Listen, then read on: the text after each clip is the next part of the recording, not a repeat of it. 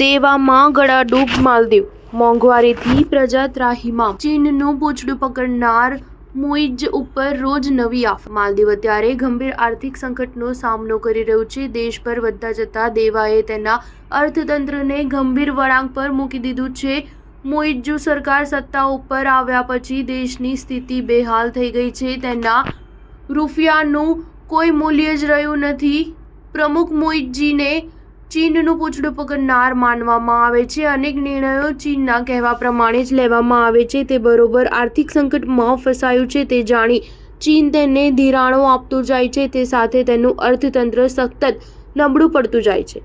ચીન પાસેથી વધુ પડતી લોન લેવા સામે આઈએમએફે મુઇઝને ચેતવ્યા પણ હતા. આ વર્ષના પ્રારંભે જ આઈએમએફે માલદીવને કહ્યું હતું કે ચીન પાસેથી વધુ પડતું કર્જ લેવું તે તેના અર્થતંત્ર માટે ઘાતક થઈ પડશે.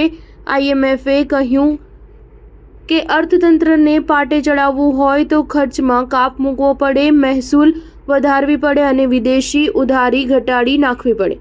અત્યારે તો માલદીવ ઉપર રોજ ને રોજ નવી આફત ઊભી થતી જાય છે. ક્રેડિટ રેટિંગ એજન્સી ફિન્ચે તેનું ક્રેડિટ રેટિંગ ઘટાડી CC કરી નાખ્યું છે. આથી લાગે છે કે વિદેશી કરજ ચૂકવવાની તેની ક્ષમતા શંકાસ્પદ બની રહી છે. આ પૂર્વે તો જૂન માસમાં તેનું ક્રેડિટ રેટિંગ છેક નીચે ઉતરી CCC+ પહોંચી ગયું હતું, પરંતુ પર્યટકો આવતા થોડી વિદેશ મુદ્રાની આવક વધી હતી. તેથી રેટિંગ જરાક ઊંચું થઈ જઈ બબ પહોંચ્યું હતું, પરંતુ તે પણ દેશના અર્થતંત્રની બિસ્માર હાલત દર્શાવે છે. ફિન્ચે કહ્યું છે કે વિદેશી રોકાણ ઘટી રહ્યું છે, આયાત ખર્ચ વધી રહ્યો છે, ડોલરની ખેંચ ઊભી થઈ છે. આર્થિક સ્થિરતા એટલી ખરાબ છે કે બેંક ઓફ માલદીવ્સે રૂપિયા ખાતા દ્વારા ડોલરની લેતી દેતી જ બંધ કરી દીધી છે. બેન્કિંગ પ્રણાલિકા જ સંકટમાં આવી પડી છે. સ્ટાર ન્યૂઝ 7 હંમેશા સચ્ચાઈની સાથે.